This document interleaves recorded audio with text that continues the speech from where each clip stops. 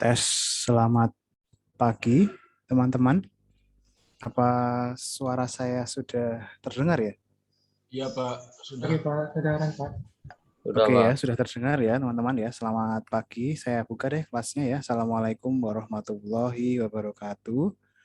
Waalaikumsalam warahmatullahi wabarakatuh. Selamat pagi teman-teman, selamat datang ya di kelas apa namanya, technical drawing.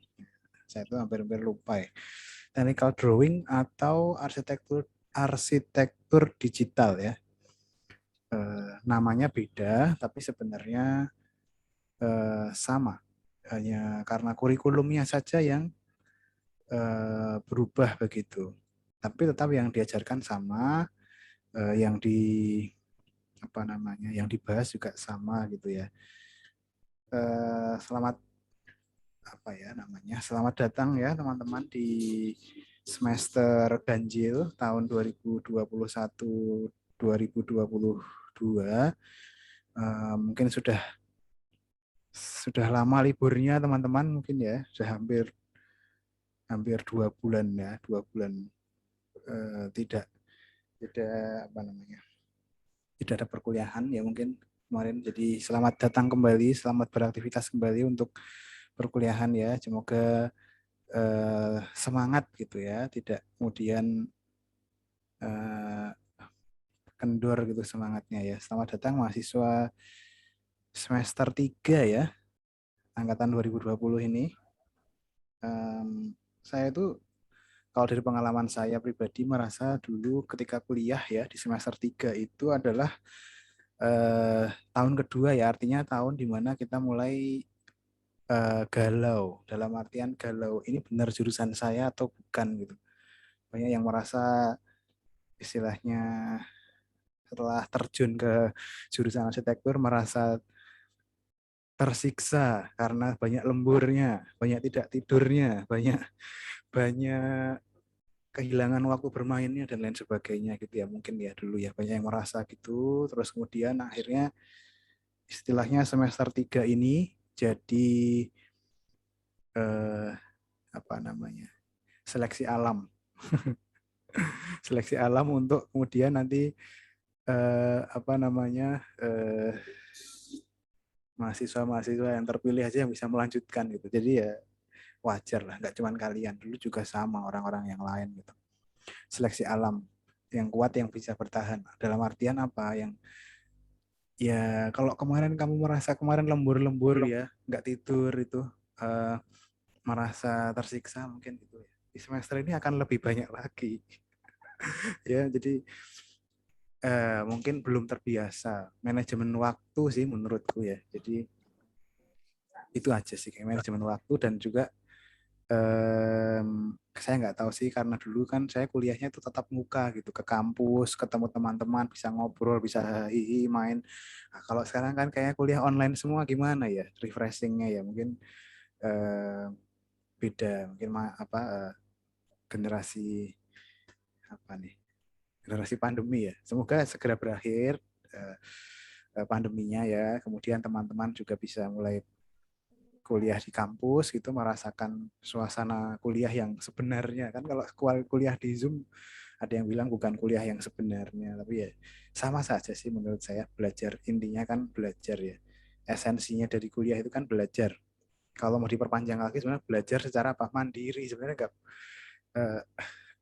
kuliah itu intinya itu, belajar mandiri. Mungkin teman-teman nyadar atau enggak, dari mulai dulu SD atau SMP kan belajar masih ditemani ya, masih ada guru gitu. Mulai ke SMA, mulai ada namanya belajar dari buku-buku LKS, mungkin SMP juga udah ya LKS atau apa istilahnya, buku-buku pembelajaran mandiri itu ya. Nah di kuliah itu sudah mulai mandiri semua, sudah belajar itu sudah keinginan pribadi. Maka jurusan-jurusan, mungkin teman-teman menyadari atau enggak ya, mulai adanya jurusan-jurusan gitu. Enggak semua kuliah itu ngajarin semua hal. Sekarang sudah mulai mengerucut jurusan ya, arsitektur aja, kedokteran aja, apalagi TI aja, ekonomi aja. Jadi mulai mulai mengerucut, mulai fokus. Nah, harapannya kemudian ditekankan ke mahasiswa belajar itu ya fokus gitu, mandiri gitu, keinginan pribadi, bukan karena tuntutan dari luar gitu ya, karena dosennya apalagi gitu. Dosen itu sebenarnya nggak berhak untuk ngurus memaksa kamu untuk belajar gitu. Saya sebenarnya nggak berhak untuk bilang kamu harus bisa gitu, nggak, terserah kamu gitu. Kamu mau ikut kuliah silahkan, enggak juga nggak dimarahin gitu, nggak kayak dulu SD kalau kamu masuk harus jam 7 pagi gitu, nggak boleh terlambat, harus pakai seragam gitu kan. Kuliah itu sudah bebas, kamu mau mau datang jam berapa, mau masuk atau enggak, mau pakai baju apa silahkan gitu. Ya, jadi keinginan pribadi. Itu yang ingin saya tumbuhkan ke kalian gitu, tanggung jawab terhadap pilihan yang dipilih gitu. Pilihan masuk jurusan arsitektur gitu. Ya toh, arsitektur ya mau jadi arsitek tuh misalnya. Tidak jadi arsitek ya tidak apa-apa, tidak ada yang mengharuskan kalau kuliah di arsitektur harus jadi arsitek, tidak ada, bebas. Jurusan arsitektur itu membuka banyak sekali peluang pekerjaan dan lain sebagainya. Nah, bicara tentang hal itu mungkin saya bisa sedikit cerita dulu ya, mungkin juga sekalian perkenalan, karena kan mungkin ada yang belum pernah ketemu saya gitu di mata kuliah gitu ya, di kampus, apalagi ya kan belum pernah, jangan-jangan ada yang belum pernah ke kampus ini selama kuliah ya, karena kuliah online itu jadi nggak pernah ke kampus, nggak pernah lihat kampusnya kayak gimana gitu, jangan-jangan wah ini juga ada ya, mungkin ya Ya Pak, beberapa belum yang pernah Pak. ada Ya, ya, apa belum? belum ya, waduh nggak apa karena kan mungkin di luar kota, di luar Jawa mungkin juga ya, ada yang di luar Jawa juga ya. Oke, oke, nggak apa-apa. Jadi mungkin em, saya mungkin perkenalan dulu deh ya. Oke, teman-teman, kenalkan ya, nama saya. eh, oke, pakai pakai slide. Saya share screen dulu deh biar kelihatan. Mana ya? Mungkin ini kali ya.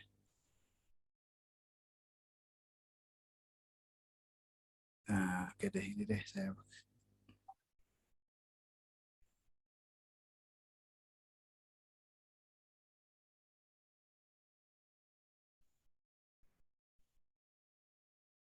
Nama saya itu Pak Hendro ya, Pak Hendro Triadiantoro. Ini share screen saya sudah muncul belum ya? Belum Pak. Belum, Pak. Oh, belum ya. Oh iya, memang karena belum saya share screen ya. Sorry, sorry. Oke.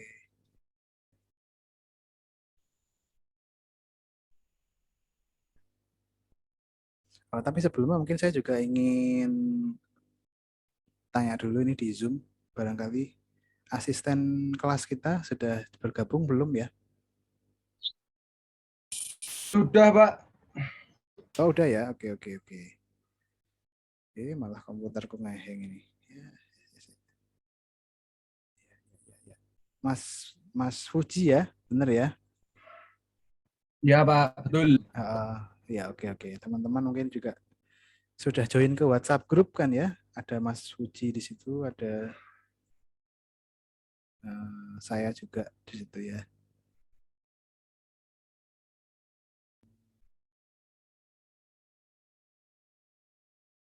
Oh iya, tadi mau cerita apa sih? Oh iya, saya mau perkenalan. Ya udah ini aja lah, biar apa namanya? Pakai pakai apa nih? Pakai browser aja.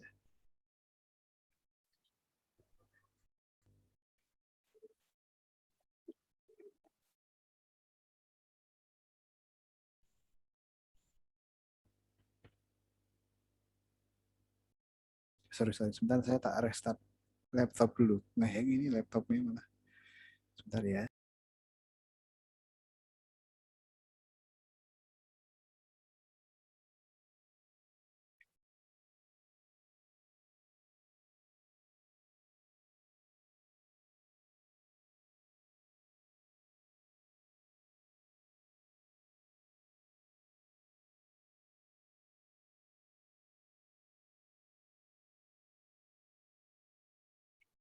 Oh ya, sebelumnya ada yang kesulitan dengan presensi enggak? Silahkan kalau ada yang kesulitan. Tadi presensinya sudah saya share sebenarnya di sejak awal tadi ya. Ada QR code sama ada kodenya di WhatsApp juga sudah saya share. Adakah yang kesulitan boleh disampaikan sebelum saya lanjut ke yang lain gitu. Kalau ada silahkan ya. Oh ya mungkin juga Mas Fuji saya minta tolong itu di Zoom ini yang join Zoom ini dicatat gitu ya, barangkali mereka belum berhasil apa namanya ngisi presensi di SIA gitu.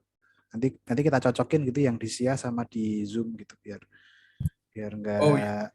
enggak minta tolong ya. Mungkin barangkali 5 menit 10 menit gitu.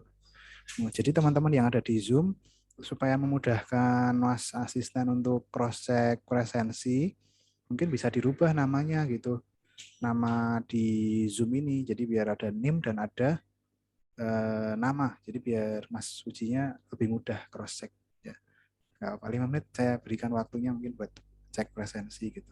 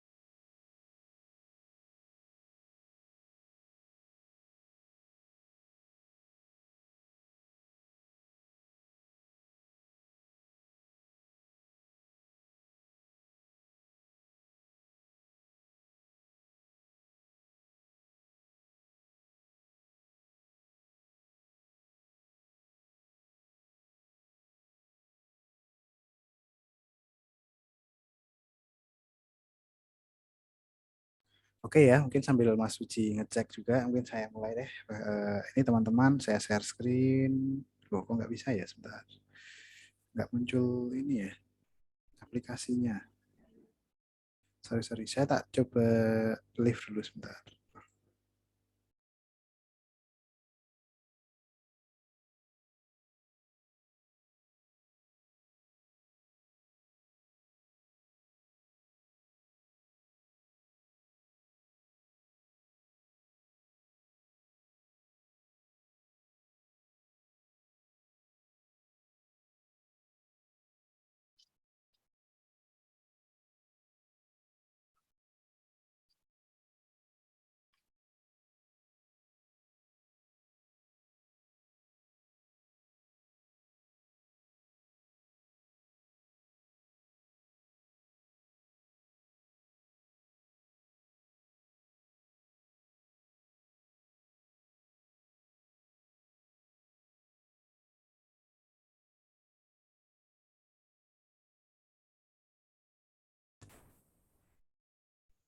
Nah, oke, udah bisa nih. Ya.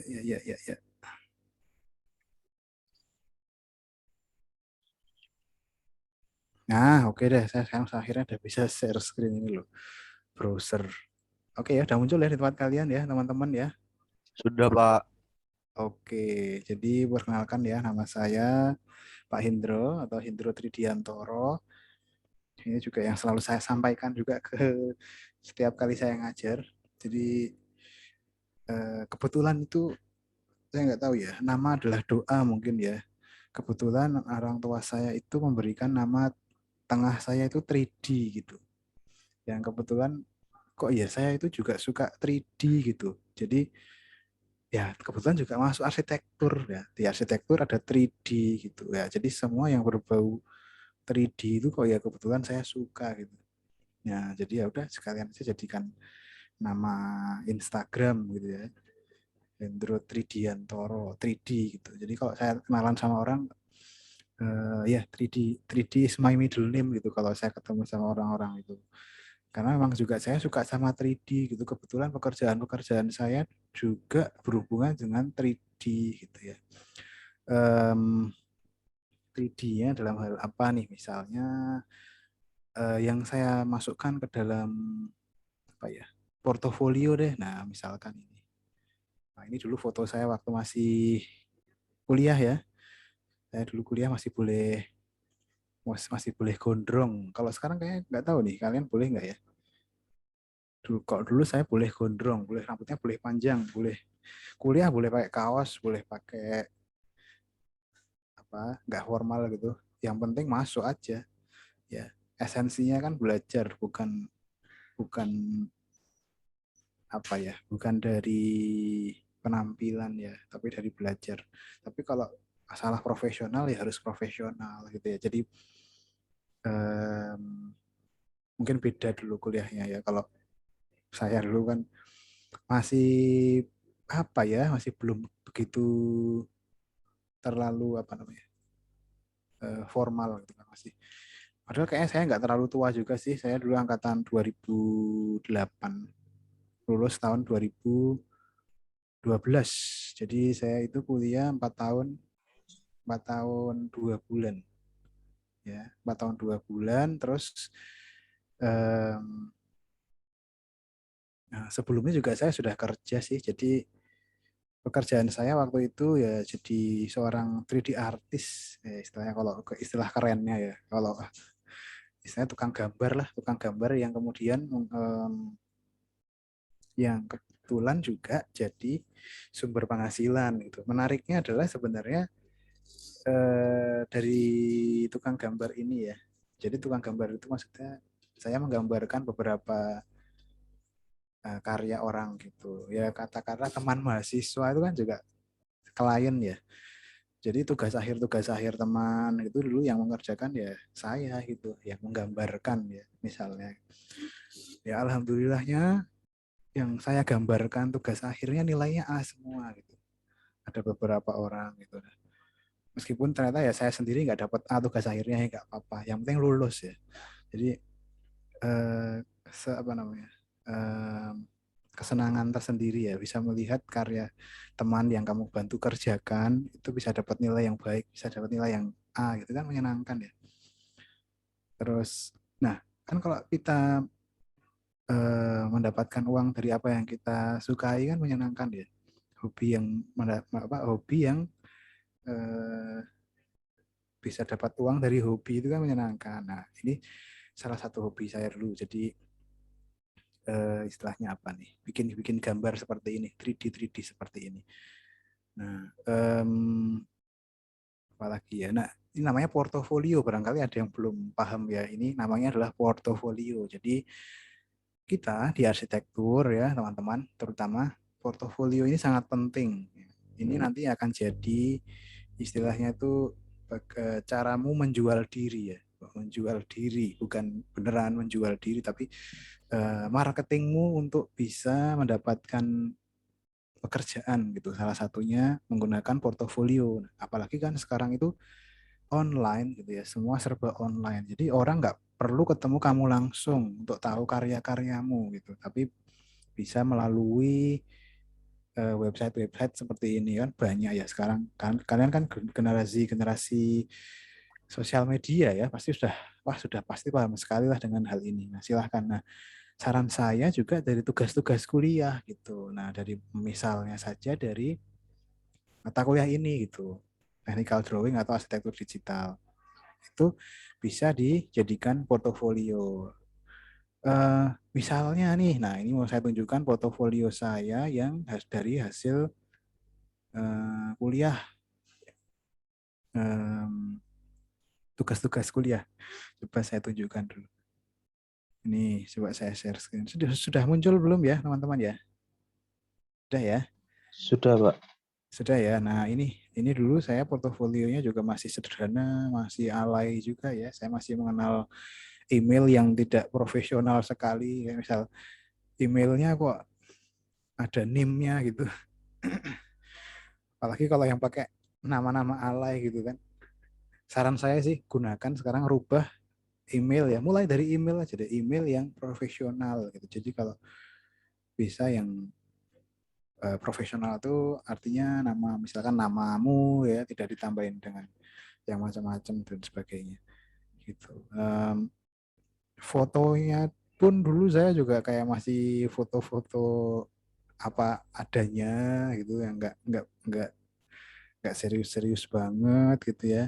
Tapi di sini saya mau menunjukkan kalau saya itu menyimpan gitu. Saya menghargai karya-karya saya gitu dengan menyimpannya gitu. Kadang-kadang tuh orang eh, nggak tahu ya, nggak suka dengan karyanya sendiri terus nggak disimpan. Wah, keliru.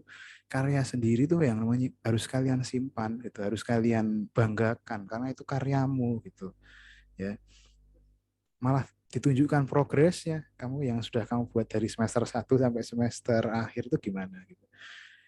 Terus tulis juga di sini pengalaman kerja gitu ya.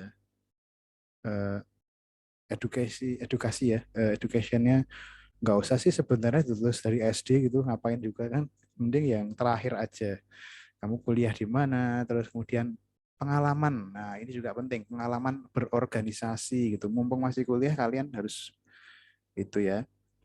Kalau misalkan pernah magang ya, nah ini juga penting banget, tuliskan magangnya di mana gitu, terus eh, mengerjakan apa aja. Nah, ini kebetulan saya dulu pernah magang, ya sebenarnya bukan magang juga sih, kuliah sambil kerja ya, atau kerja sambil kuliah.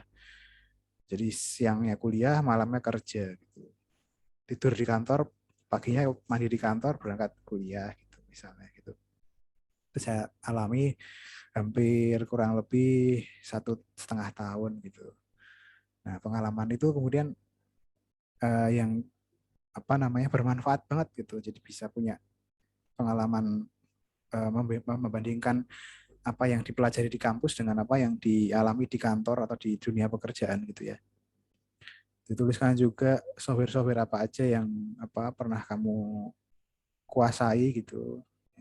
Kayaknya kalau sekarang teman-teman mahasiswa pinter deh, udah pinter nge-layout portofolio deh. Jadi kayak misalkan kemampuan software kayak gitu dikasih keterangan ada kayak berapa persen dan lain sebagainya, ada kayak tingkatan-tingkatan gitu ya. Jadi silahkan nanti teman-teman bisa apa ikuti ya, kayak misal apa yang misalkan saya buat ini. Jadi ini sih saya sederhana banget, ini dulu tahun 2000 berapa ya, sudah waktu saya kuliah dulu ini, jadi wah udah lama banget.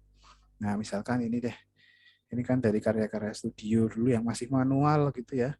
Eh, Meskipun masih manual kan sebenarnya nggak masalah, bisa di scan, bisa di apa namanya, bisa di foto, bisa disimpan terus jadikan digital gitu ya. Ya misalkan kayak gini, 2009 dulu ini. Nah misalkan gini terus di layout gitu ya, sketsamu, market. Nah ini juga market. Saya tuh paling ingat banget kalau market tuh dulu saya harus nabung dulu ya. Market itu mahal banget ya. Bikin kayak gini tuh harus beli spon ati, harus beli apa nih kayak kertas kertas apa namanya ini yang mahal banget ini dulu. Saya lupa namanya. Ini mahal ini dulu carinya, bisa hampir dapat habis 500.000 sampai 1 juta gitu hanya buat market gitu. Jadi udah mahal kenapa kok dibuang gitu. Saya tuh juga heran sama teman-teman mahasiswa itu yang mungkin di UTY ya. Kenapa kok yang kamu buat dengan biaya mahal kok nggak disimpan gitu loh. Nggak dihargai, nggak disimpan dengan baik gitu. Ini kan jadi kenangan yang sebenarnya bisa kamu ceritakan ke keluargamu besok atau ke adik angkatan kalau misalkan kamu jadi asdos dan lain sebagainya gitu ya. Sketsa-sketsa gitu, sketsa-sketsa aku juga nggak bagus-bagus amat gitu, nggak yang uh, apa namanya menarik banget, ya disimpan aja gitu, di istilahnya diarsipkan secara digital. Tapi sepertinya kalau sekarang mahasiswa-mahasiswa arsitektur itu lebih banyak memang difokuskan diajarkan digital ya kayaknya ya.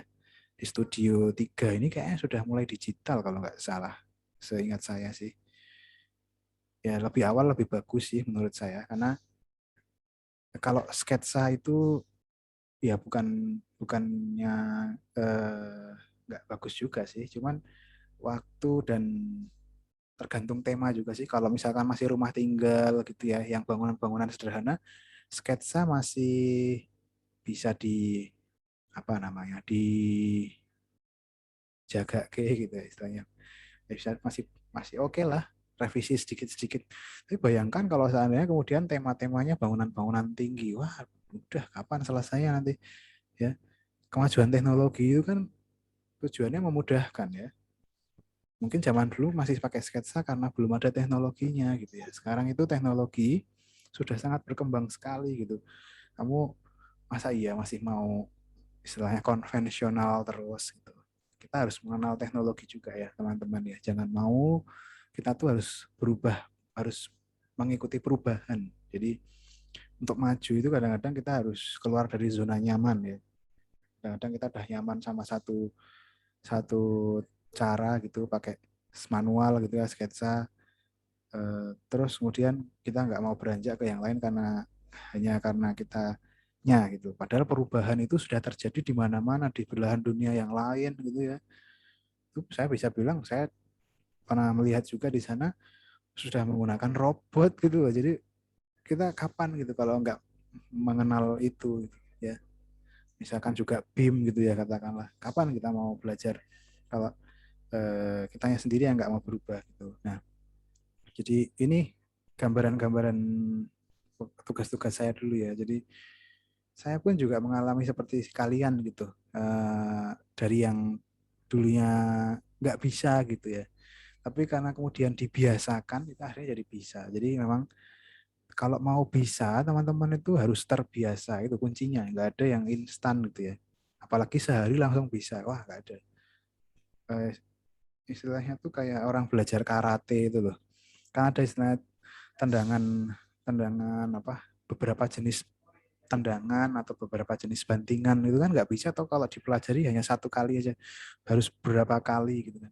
Maka ada istilah kalau di arsitektur itu 10.000 jam terbang. Kamu dikatakan ahli dalam satu hal apapun ya itu kalau kamu melakukannya dalam 10.000 kali gitu ya. Kalau kamu cuma sekali dua kali ya itu belum ahli namanya. Kalau sudah 10.000 kali atau sampai bosen istilahnya ya, sampai jenuh kamu pakai itu terus ya itu akhirnya kamu bisa disebut sebagai ahli gitu.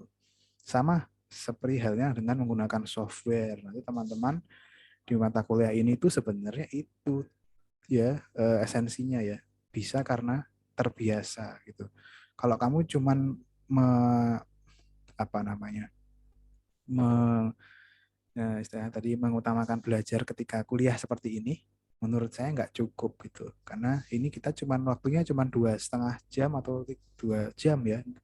Itu nggak ada artinya gitu. Malah sebenarnya yang penting itu di luar dari mata kuliah ini teman-teman terus mengaplikasikan gitu, terus mencoba gitu ya, terus belajar mengulik sendiri kayak istilahnya main gitar gitu kan nggak tahu kok nggak apa namanya kalau yang suka main musik kalau main gitar atau apapun lah alat musik kan terus dipelajari gitu kan sekali bukan cuma sekali dua kali sekali seminggu lagi kan nggak mungkin gitu jadi apalagi ini akan diaplikasikan di semua jurus apa semua mata kuliah di arsitektur gitu menggunakan software gitu software menggambar apalagi kan nah ini tolong ditekankan gitu bahwa jangan hanya mempelajari software atau hanya melalui mata kuliah ini aja, tapi di luar dari mata kuliah ini teman-teman saya harapkan juga terus belajar gitu.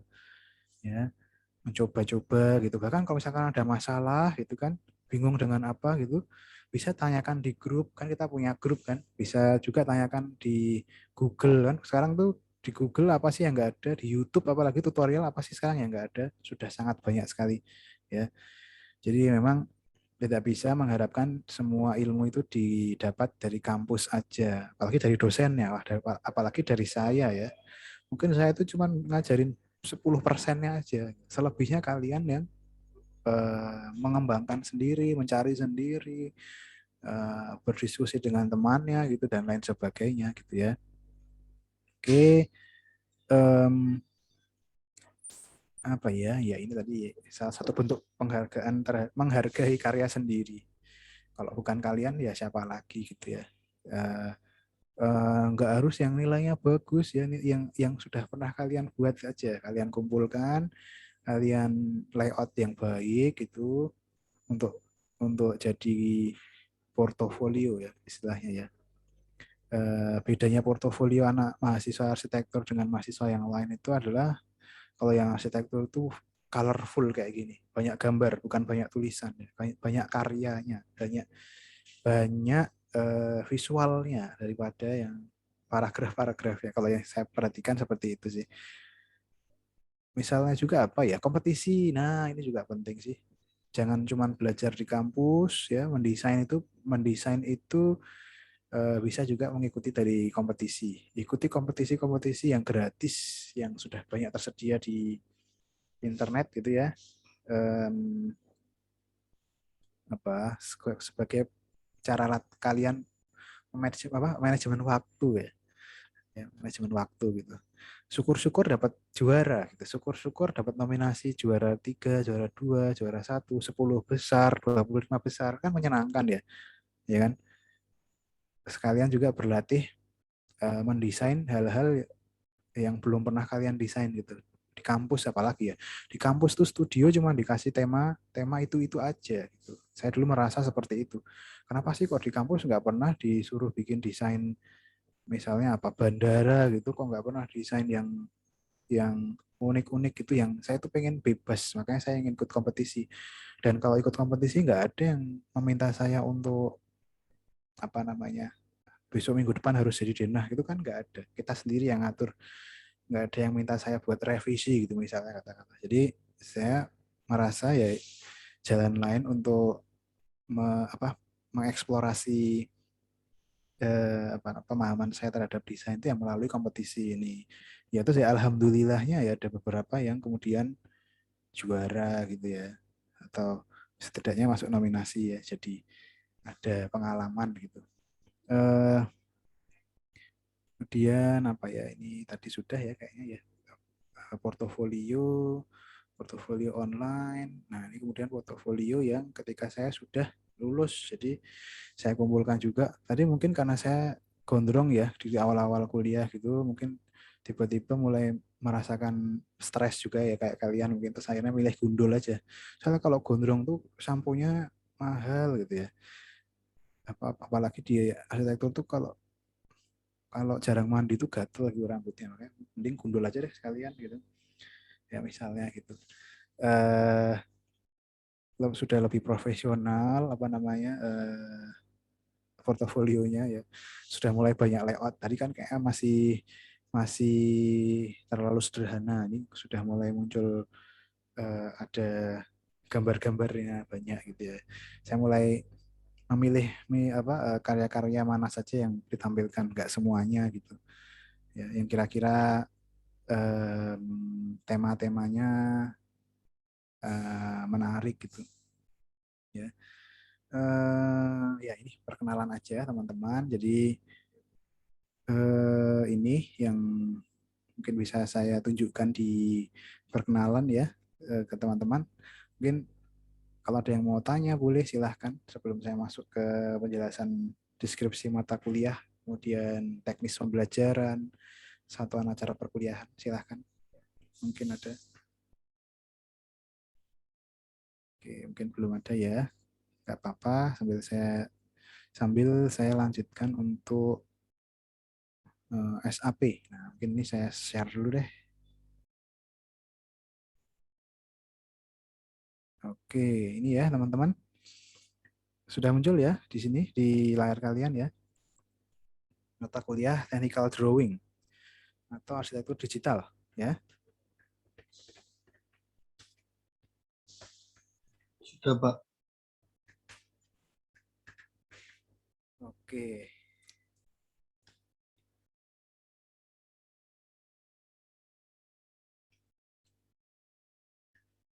Oke, ini teman-teman ya, arsitektur digital itu untuk yang kurikulum baru 2020. Technical drawing untuk yang kurikulum lama, kurikulum 17, tapi sebenarnya sama aja. Mungkin saya bisa berangkat dari sini deh ya. Mungkin ini juga yang saya diskusikan kemarin dengan tim dosen yang mengajar juga. Jadi ada beberapa dosen yang mengajar, nggak cuma saya. Jadi ada Bu Nana, ada Pak Akbar, ada Pak Prias. Ya. Kebetulan saya di sini mata kuliah ini saya sebagai koordinatornya. Jadi saya yang membantu mengembangkan mata kuliah ya, materi-materinya. Nah, ini sebenarnya yang saya ingin ceritakan ke kalian juga gitu. Ini adalah gambaran ya. Jadi region apa istilahnya benua-benua ya, negara-negara yang ya yang warna merah nih, warna pink ini BIM. Nah, nanti sambil saya ceritakan apa itu BIM ya. Jadi negara-negara yang sudah mengadopsi metode BIM di dalam proses atau proyek arsitektur ya. Nah, yang sebenarnya ini yang menyedihkan sih, agak menyedihkan itu. Di sini Indonesia nggak ada gitu, belum ada informasinya ya di negara ini. Yang sudah ada malah yang Singapura, yang negara terdekat dari kita itu Singapura sudah mengadopsi BIM ya, setidaknya untuk proyek-proyek di atas 5.000 meter persegi. Di Indonesia belum gitu. Nah, ya ini di mana lagi ya, di Skandinavia, ada Norwegia, Swedia, Denmark sudah dari tahun 2002. Nah, sudah hampir 20 tahun yang lalu ya. UK 2016 ya, oke, 5 tahun 6 tahun yang lalu ya. 2017 di Prancis, 2008 di Amerika, di Arab 2014, di Australia 2016. Di Indonesia kapan ya? Nah, ini yang jadi pertanyaan nih. Di Indonesia mau kapan mengadopsi BIM gitu? BIM itu apa sih? Kenapa sih kok pakai BIM gitu kan? Ya, coba ya saya ceritakan juga di uh, slide-slide berikutnya mungkin. Nah, BIM itu apa sih sebenarnya? BIM itu kalau di Indonesia, BIM itu sebenarnya ini ya teman-teman. BIM itu singkatan ya dari istilah namanya Building Information Modeling. Ya, mungkin saya berangkat dari peraturan pemerintah ini akhirnya nih di Indonesia mulai disahkan ya peraturannya dari Presiden ya, Perpres tahun 2021. Jadi ini baru ya, baru banget. Sekarang kan akhir 2021. Jadi memang ini perubahan yang baik gitu menurut saya ya, dari segi arsitektur ya apalagi ya. Jadi ada peraturan yang mengharuskan ada implementasi BIM gitu, mengadopsi BIM terhadap proyek-proyek nih yang diterapkan pada bangunan gedung negara tidak sederhana dengan kriteria luas di atas 2.000 meter persegi atau dan di atas 2 lantai. Nah, ini mungkin juga teman-teman perlu pahami ya. Kita kan mendesain ada beberapa skala, ada yang skala kecil, skala tengah, skala besar gitu. Nah, atau bangunan tinggi, bangunan rendah, bangunan tinggi, bangunan high rise ya dan selanjutnya. Nah, jadi tidak semua skala bangunan diwajibkan dengan BIM gitu. Nah, nah ini mungkin lebih detail lagi yang kriterianya tadi, yang wajib menggunakan BIM itu ketika bangunan bertingkat menengah dan tinggi gitu. Kemarin kan kita juga sudah diajarkan ya di struktur dan konstruksi kan, misalnya disebut bangunan bertingkat menengah itu ketika ketinggiannya berapa meter gitu ya kan, atau jumlah lantainya berapa gitu kan, ada ya keterangannya ya, misalnya disebut rendah sampai menengah itu dari 2 sampai 4 lantai gitu. Jadi nah, ini yang perlu diamati. Ketika bangunannya itu bertingkat menengah dan tinggi, wajib menggunakan BIM paling sedikit sampai dimensi kelima. Wah, tadi aja saya pengertian BIM belum paham, Pak. Ini sekarang sampai dimensi kelima. Ini gimana nih, Pak? Wah, banyak sekali yang harus saya pelajari. Iya, memang benar. Ilmu itu kan terus berkembang ya. Kita harus terus mengejar eh, apa apa namanya yang dituntut gitu. Tuntutan semakin tinggi kita nggak boleh diam. Kita harus mulai memahami apa sih BIM itu, apa sih dimensi-dimensi dalam BIM ya. Semoga nanti setelah ini slide-slide yang saya tunjukkan tentang BIM bisa membantu kalian untuk memahami gitu. Ini saya tunjukkan yang peraturan-peraturannya dulu. Yang berikutnya bangunan pencakar langit. Nah, high rise lebih dari 20 lantai katakanlah gitu ya. Itu wajib menggunakan BIM sampai dimensi ke-8. Wah, tadi namanya Pak Hendro aja 3D gitu. Ini sekarang sampai dimensi ke-5, 5D. Sampai dimensi 8D. Wah, terus apa itu, Pak? Coba deh saya tunjukkan. Jadi ini ya teman-teman, mungkin secara sederhana aja. Mungkin juga tidak bisa memudahkan kalian memahami, tapi coba ya, ini semoga dari gambar ini semoga bisa memudahkan kalian. Jadi intinya itu kalau metode ya, BIM itu kan metode gitu. Metode BIM, metode Building Information Modeling, yaitu metode yang memudahkan perancangan dalam hal apa nantinya, yaitu perancangan nantinya akan terintegrasi. Terintegrasi itu gini, kita itu kan kadang-kadang suka beralih ya dari mungkin juga dari pengalaman saya dulu juga merasakan ketika saya menggambar 2 dimensi, gambar-gambar 2 dimensi, kemudian gambar-gambar 3 dimensi gitu, itu saya tuh udah harus pindah software gitu. Pindah software. Jadi yang awalnya ya ini misalnya aja ya, softwarenya misalkan AutoCAD itu di 2 dimensi. Ya, AutoCAD atau software CAD. Nah, di pengerjaan 3 dimensi saya kemudian pindah ke software yang lain gitu, misalkan sebut saja SketchUp, misalkan juga 3D Max gitu, atau Blender, atau intinya tidak terintegrasi. Intinya dari satu fase ke fase berikutnya itu harus pindah ya. Tidak masalah seandainya yang kamu buat atau yang mengerjakan adalah orang yang sama, karena kamu tahu ya ukurannya, kamu tahu dengan pasti bahwa 3x3 gitu ya. Yang jadi persoalan adalah ketika nanti yang mengerjakan adalah orang yang berbeda gitu ya, atau mungkin di proyek pekerjaan di dunia lapangan gitu ya. Dari arsitektur yang mengerjakan 2D, yang 3D mengerjakan dari arsitektur juga tapi orang lain lagi. Nah, ini akan rentan terjadi kekeliruan. Ya, kekeliruan ukuran, kekeliruan apalagi ya, detail dan lain sebagainya. Apalagi nih, kita kan erat dengan yang namanya revisi ya teman-teman ya. Di arsitektur itu selalu ada revisi gitu. Malah sebenarnya revisi itu bagus. Saya bingung kalau orang kenapa merasa terzolimi kalau diminta revisi gitu. Padahal revisi itu bagus ya. Kenapa kok saya bilang bagus? Ini juga saya selalu sampaikan di setiap saya ngajar gitu.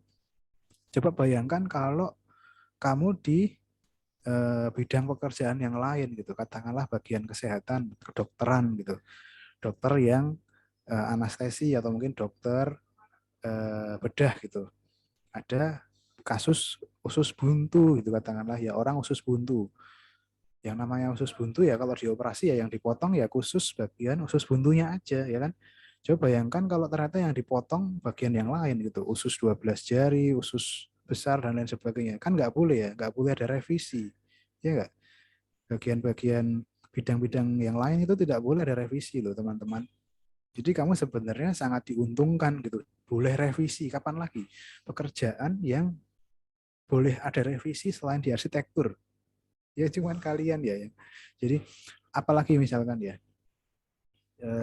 apa kemarin saya bilang juga potong rambut ya, tukang potong rambut kan nggak mungkin ada revisi juga, harus sekali jadi, ya kan? Masa ya udah terlalu pendek harus direvisi, dipanjangin lagi kan nggak bisa. Ya, maka nah revisi itu sebenarnya malah menjadi keuntungan buat kalian ya di arsitektur gitu.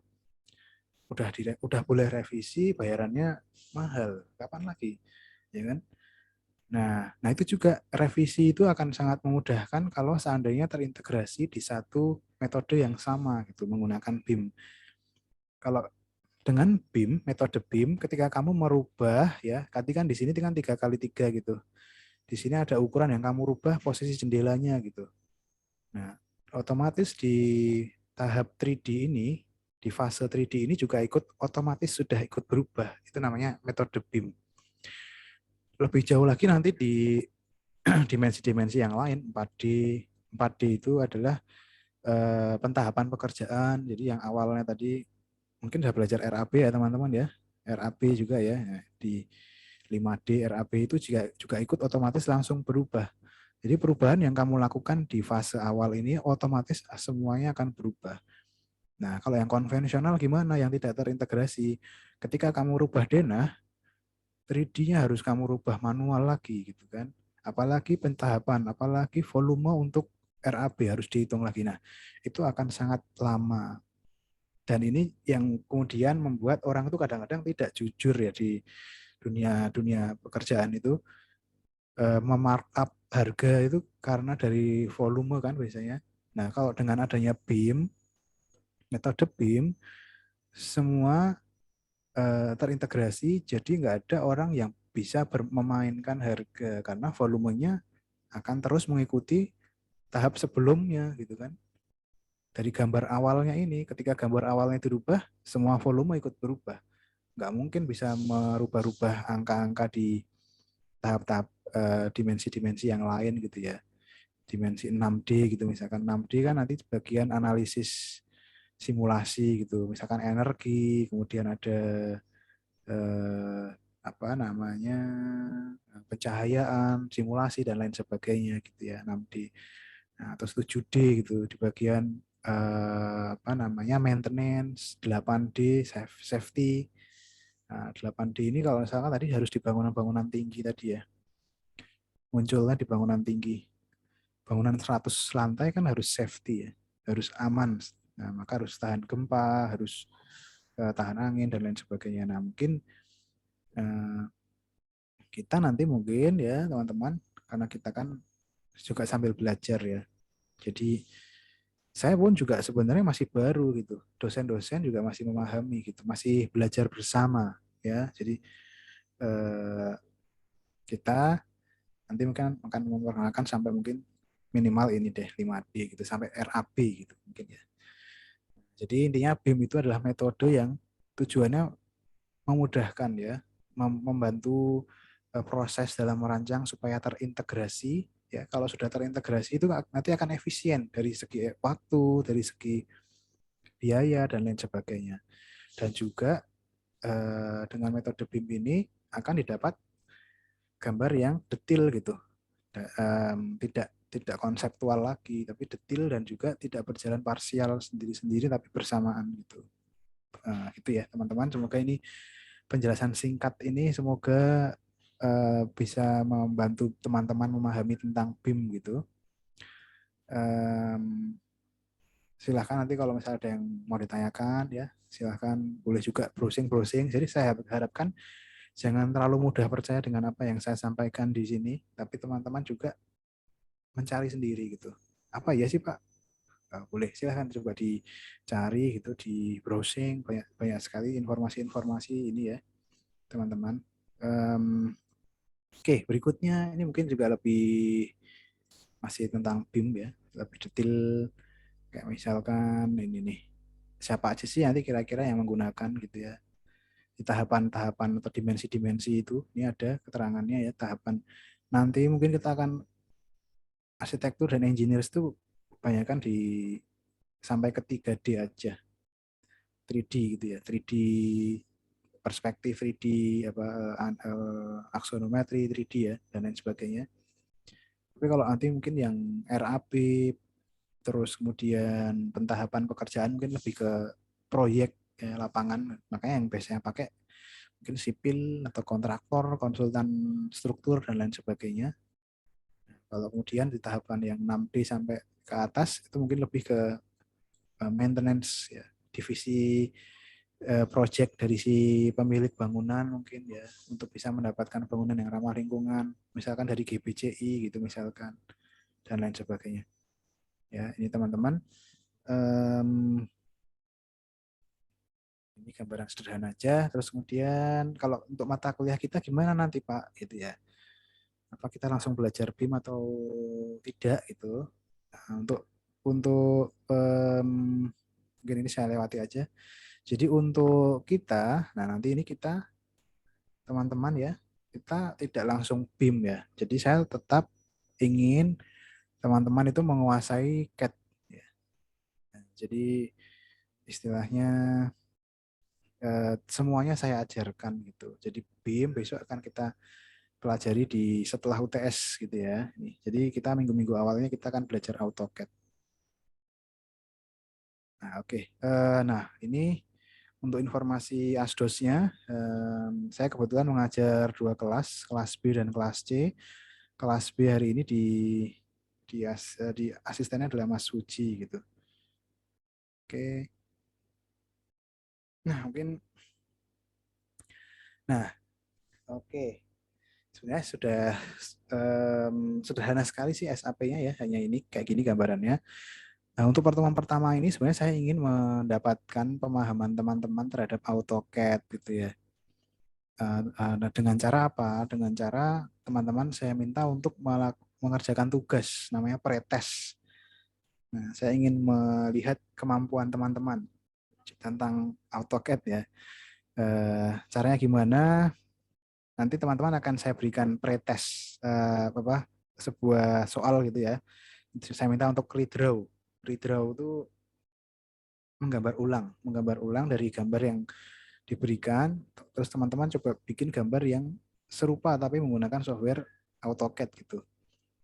Nanti nanti kemudian akan saya jadikan patokan kira-kira kelas ini untuk belajar CAD-nya dimulai dari apa gitu. Barangkali sudah bisa semua ya barangkali. Maka nanti akan lebih lanjut lagi yang lebih advance gitu misalnya.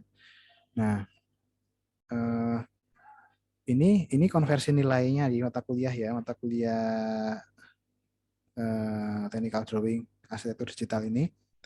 Kalau mau dapat A ya kejar ya nilainya, nilai-nilai tugasnya di atas 81 atau 81 ya, supaya bisa dapat A. Nah, terus ini juga perlu diperhatikan kehadiran minimal 75% ya, guys. Jadi apalagi ini kuliah online, ini mudah sekali menurut saya ya. Presensinya kan nggak harus datang ke kelas, nggak kalau dulu istilahnya tuh titip absen ya. Sekarang tuh kan absen gampang banget. Kamu mau sambil tiduran bisa, mau sambil melakukan hal yang lain tuh bisa gitu. Maka ini sangat-sangat wajar ya kalau diminta minimal 75% gitu. 75% itu kalau dari 14 kali ya berarti kurang lebih 11 kali ya. Wajib harus ikut. Nah, lebih dari 3 kali absen atau 3 kali tidak hadir, apa nih pengaruhnya? Sebenarnya ini terlalu kejam sih, tapi ini setidaknya saya ingin teman-teman itu juga disiplin gitu. Karena yang nggak diajarkan di luar sana ya ini kayaknya ya, kedisiplinan gitu. Satu-satunya yang mungkin akan baik diajarkan di kampus ya. Tidak hadir 4 kali atau lebih berpengaruh pada nilai. Nah, otomatis nilainya E ya teman-teman kalau lebih dari 4. 4 atau lebih ya, 4 atau lebih. Meskipun mengikuti UTS atau UAS. Wah ini sayang banget nih. Sudah absennya mudah kok sampai nggak full presensinya. Wah, sayang banget. Saya tuh pasti selalu memberikan presensi di awal kuliah tuh di WhatsApp grup, di Zoom, jadi silahkan ya diperhatikan gitu. Kemudian apa nih? Tidak mengikuti UTS. Jadi ada ada UTS dan ada UAS ya. Selain tugas-tugas nilainya maksimal C. Oke, itu semoga tidak menyulitkan teman-teman ya. Oke, nah ini kemudian di tiap tugas yang diberikan itu ya, terutama di AutoCAD itu akan ada parameter penilaian. Nah, ada 5 seperti juga nanti tugas hari ini untuk pretest ya. Ada 5 parameter yang dia jadikan acuan ke teman-teman gitu. Seberapa bisa teman-teman menggunakan AutoCAD gitu atau software CAD ya. Nah, misalnya dari layer, mungkin istilah ini kan sangat umum ya kalau di CAD ya. Layer kalau berbasis vektor tuh layer tuh pasti ada ya. Di Corel juga pasti ada layer, di Photoshop pasti ada layer, di SketchUp ada layer. Ini sudah sangat sangat umum sekali gitu. Nah, seberapa paham kalian menggunakan layer ini akan diuji gitu. Layer itu pada intinya adalah mengelompokkan, mengelompokkan apapun lah, bisa objek, bisa garis, bisa. Nah, supaya apa tujuannya? Memudahkan nanti ketika akan diedit gitu, dicari kembali, di apa istilahnya, disortir dan lain sebagainya ya. Kalau semua dilakukan di dalam satu layar aja, bayangkan nanti kalau kamu harus merubah, harus memindah ya dan lain sebagainya nanti akan menyulitkan.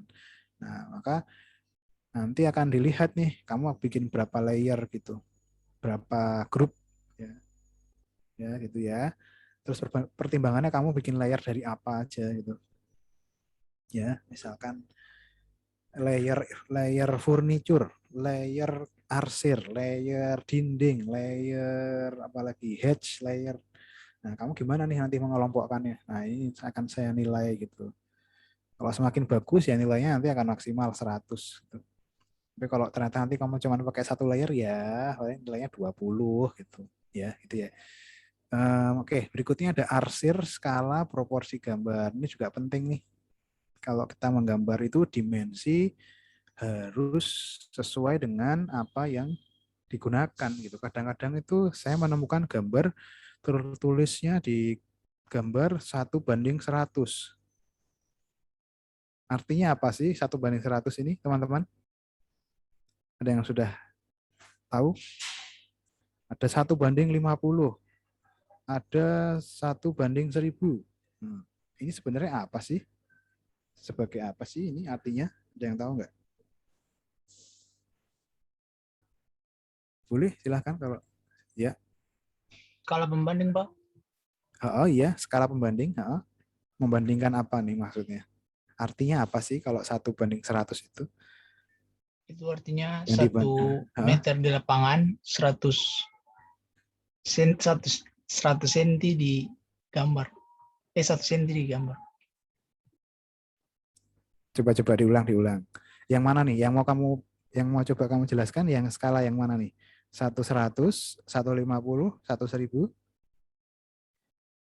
1/100, Pak. 1:25.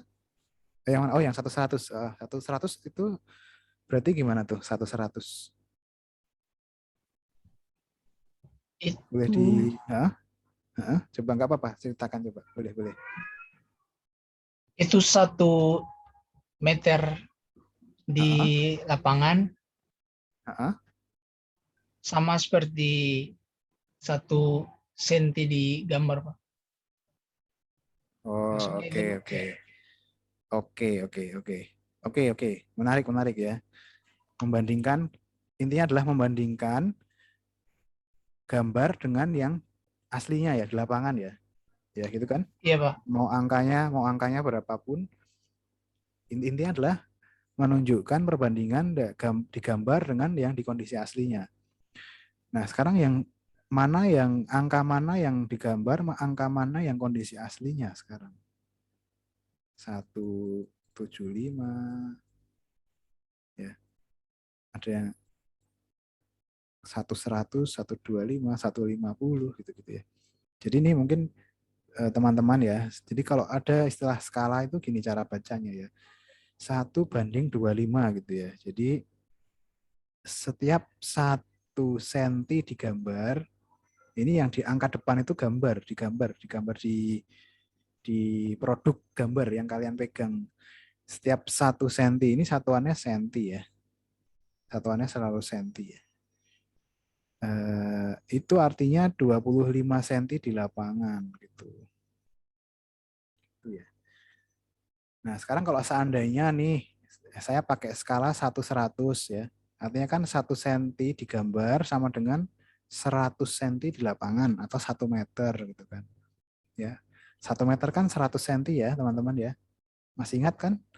Dari meter ke desimeter, sentimeter kan turun 2 kali ya. Jadi kalau 1 ya 10 terus 100 ya. Maka ya toh benar ya, teman-teman ya. Nah, sekarang kalau saya itu akan menggambarkan sebuah ruangan nih, ya, yang ukurannya 3 meter kali 3 meter. Kemudian saya pakai skala 1:100. Jadi digambar saya bikinnya berapa senti? Ada yang tahu nggak? 3 senti. 3 senti. Iya, Benar ya, 3 senti ya? senti. Sudah, yang lain teman-teman udah paham belum? Kenapa kok Udah, 3 Pak. senti? Paham ya? Nah, oke. Ini karena ini basic nih. Ini mendasar sekali ini. Nanti gini, kenapa kok bisa 3 senti? Karena kan ini kan 3 meter kan 300 ya. 300 dibagi 100 ya kan 3 ya. Jadi nanti di gambar kamu pastikan beneran 3 senti. Nah, ini juga yang kadang-kadang sudah ketika diplot nanti. Nah, ini ketika sudah di print gitu atau sudah di print ke dalam bentuk kertas, ternyata kok nggak 3 senti. Berarti artinya keliru ya. Nah, itu juga akan jadi nilai. Nah, maka nanti bukan bukan fit to paper gitu. Nah, itu ya, bukan fit to paper, harus pakai skala. Nah, ini juga akan dinilai juga nanti. Nah, karena nanti yang dikumpulkan di tugas hari ini sebenarnya bukan hanya PDF aja, tapi juga AutoCAD-nya juga ya. Nanti harus coba di print gitu, di print terus difoto, diukur pakai penggaris bener enggak sesuai dengan ukuran yang seharusnya. Nah, gitu ya teman-teman ya. Nanti ini kalau ternyata di print hasilnya nggak bagus ya, nggak sesuai dengan skala ya berarti nilainya nggak 100. Nah, terus ini juga ada nih keterangan nama, elevasi dan lain-lain. Ini wajib ada. Misalnya aja nama ruang, elevasi ya dan lain sebagainya. Karena kan sebenarnya mata kuliah ini sepertinya teman-teman semua sudah dapat sertifikat ya seharusnya ya. Nah, ini saya ingin ngetes aja gitu. Mau coba saya cek gitu. Beneran enggak teman-teman itu paham nggak sih sama AutoCAD? Kalau misalnya nggak paham pun ya nggak apa-apa. Artinya nanti kita belajar ya dari awal lagi gitu kan. Ya nggak apa-apa kan. Saya nggak mau memaksakan yang harus bisa langsung yang advance gitu. Misalnya nanti pakai Xref, pakai blog dan lain sebagainya. Nanti malah menyusahkan ya. Jadi ya udah. Saya mau melihat kelas ini sampai mana dulu. Katakanlah di sini ada totalnya 49, 45 orang ya. Mungkin nanti kalau sudah di atas 50% bisa, ya ini nilainya sudah bagus ya. Ya mungkin nanti saya ngajarinnya lebih ke yang advance, lebih tingkat lanjut gimana caranya apa CAD yang biasanya dipakai di arsitektur gitu ya. Nggak yang dari awal lagi gitu. Bikin 2 garis gimana, misalnya bikin blok gimana, mungkin nanti ya coba deh semoga nanti kita bisa belajar bareng-bareng ya dari teman-teman juga. Jadi di kelas ini nanti saya mengharapkan juga diskusi dari teman-teman. Oh ya, ada yang mengangkat tangan, silahkan Mas Mirfat. Kalau misalnya mau bertanya silahkan ya. Enggak, Pak. Tadi pas yang skala-skala tadi sih. Udah lewat. Oh Iya, iya ya Pak. sorry oke ya. Oh, Tapi Pak. sudah terjawab ya pertanyaannya ya. Udah, Pak. Oke sudah ya oke. Ya. Oke. Sorry. Saya malah nggak begitu memperhatikan ini ada yang oke, ya. Boleh nggak apa? Nanti langsung aja, Mas. Langsung nyalakan mikrofon aja nggak apa-apa. Langsung, ya, boleh. Baik, Pak. Oke. Oke gitu. Nah, terus redraw-nya apa? Pretest-nya apa? Nah, ini nih saya share ya teman-teman. Mungkin biar bisa pretest-nya atau redraw-nya ini dikumpulkan kapan? Ya dikumpulkan hari ini ya. Nggak usah lama-lama gitu. Yang sudah selesai langsung kumpulkan karena kayaknya mudah deh, nggak yang bangunan tinggi gitu kok, nggak cuman satu ruangan sederhana aja. Apalagi kalau mungkin teman-teman kemarin sudah ikut workshop ya di UTY ya kan ada yang dari Himars itu ada toh workshop itu kurang lebih soalnya mirip-mirip seperti itu sih untuk ngatur mengecek aja progres kalian, pemahaman kalian. Kalau ini capaian yang diharapkan sih, jadi dengan belajar mata kuliah itu diharapkan apa sih teman-teman bisa apa sih gitu ya. Ini dibaca sendiri aja, nggak masalah. Mungkin yang saya sampaikan di sini mampu menyusun atau mampu membuat gambar teknis. Nah, itu gambar teknis, gambar DED. Istilahnya itu detail engineering drawing ya. Nah, gimana sih gambar DED yang baik, yang terbaca. Jadi kalau nanti di lapangan itu gambar DED itu harus bisa dibaca oleh semua semua apa namanya bidang ya, nggak cuma di arsitektur aja. Kita tuh kan pekerjaannya tidak cuma di bidang arsitektur aja, tapi dengan sipil, dengan ME, dengan RAB, dengan surveyor dan lain sebagainya. Maka perlu ada gambar yang universal, namanya gambar DED gitu. Nah, ini penilaiannya mampu menggunakan layer, mampu menerapkan arsir, mampu menggambar dengan kelengkapan elevasi yang jelas, mampu menyelesaikan gambar teknik dengan lengkap, tepat dan cepat. Kadang-kadang orang bisa gambar lengkap tapi tidak cepat. Ada orang bisa gambar cepat tapi nggak lengkap. Nah, itu juga ini harus diusahakan dengan mata kuliah ini kita bisa cepat dan lain sebagainya. Mampu mengaplikasikan penyajian gambar kerja sesuai dengan skala tadi ya. Nah, yang warna merah ini akan saya jadikan parameter untuk yang pembelajaran BIM besok ya setelah UTS. Oke deh. Oke, ini pengertian secara sederhana definisi mata kuliah kita. Yang warna merah ini saya tambahkan metode BIM, aplikasi BIM. Nah, ini nih, kalau ini mungkin sudah sangat masuk materi ya. Apa sih gambar DED? Apa sih gambar detail engineering drawing gitu? Tujuannya sih untuk konstruksi ya. Kamu gambar itu kan sebenarnya untuk dibangun gitu. Ya, jadi kalau dalam tahapan arsitektur itu awalnya konseptual ya, mungkin nggak ada ukuran, masih berupa visual, imajinasi dan lain sebagainya gitu. Tapi kalau sudah DED itu sudah harus ada ukuran, sudah harus jelas dia itu pintunya dibuka ke arah mana gitu misalkan, atau ketinggian lantainya berapa gitu. Atau misalkan gini deh, gimana caranya kamu gambarin ada toilet di bawah tangga gitu, ya kan? Itu kan sering banget tuh muncul tuh kalau di rumah-rumah tinggal 2 lantai ya. Gimana sih cara gambarin toilet di bawah tangga? Nanti tangganya digambarin nggak ya? Nah, gimana tuh cara gambarin gimana? Nah, itu di ide ini teman-teman harus nanti akan belajar itu juga kayak gitu ya. Notasi dimensi, kemudian icon-icon kayak gini nih menunjukkan ada tanaman-tanaman, arsir hedge. Ini artinya rumput gitu ya. Arsir dak dan lain sebagainya, arsir dinding, arsir terasram, arsir tanah, arsir ini ada standarnya gitu. Teman-teman harus ikuti gitu. Sebenarnya nanti di tiap negara ya ini kalau mau kerja di luar negeri sih DED-nya nanti beda-beda lagi ya. Satuannya beda-beda lagi. Di Indonesia pakainya masih pakai senti international apa sih namanya? Metrik ya, metrik. Nah, kalau teman-teman kerja di Dubai, kerja di Singapura ya kan boleh-boleh aja ya mau bekerja di luar negeri. Itu nanti saat DED-nya beda lagi mas Mbak. Jadi mungkin saya nggak bisa ngajarin di sini. Kita DED yang di Indonesia aja, yang umum di Indonesia ya pakai metrik gitu. Kalau mau di Dubai nanti teman-teman harus pelajari lagi gitu, beda lagi, pakai inci, pakai arsiran dan lain sebagainya beda-beda lagi. Tapi setidaknya ada peraturannya gitu, ada standarnya dan bisa dipelajari gitu. Nah dengan bantuan software itu sebenarnya bisa lebih mudah ya. CAD misalnya, terus Revit misalnya nanti sebenarnya sangat dimudahkan sekali gitu. Oke, semakin baik dan lengkap gambar akan mempermudah proses pekerjaan dan mempercepat dalam penyelesaian pekerjaan konstruksi. Ya wajar ya, kalau gambarnya nggak lengkap ya susah dipahami. Apalagi nggak tahu nih notasinya misalnya nih. Mungkin teman-teman ada yang pernah tahu nggak ya? Ada saya kasih lingkaran di sini saya kasih nilai A gitu. Terus di sini saya kasih 1 gitu.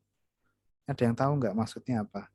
Ini 2, ini namanya apa teman-teman? 4.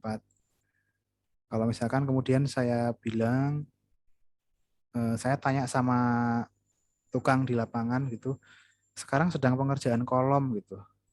Kolom yang nomor berapa yang dikerjakan? Oh, sekarang sedang mengerjakan kolom B3 gitu. Yang mana sih kolom B3 itu? Notasi grid, Pak. Bener, rotasi grid teman-teman. Nah ini kayaknya sudah mulai ada yang paham ya. Ini bagus, bagus. Ini namanya grid nih teman-teman. Grid itu ya nanti akan membantu gambar gitu supaya ukurannya bentangnya, nah bentang eh, strukturnya itu bentuknya grid.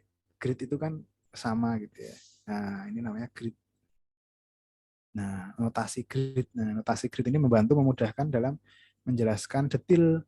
Misalkan nanti gini, kamu diminta untuk bikin gambar detail kolom B3.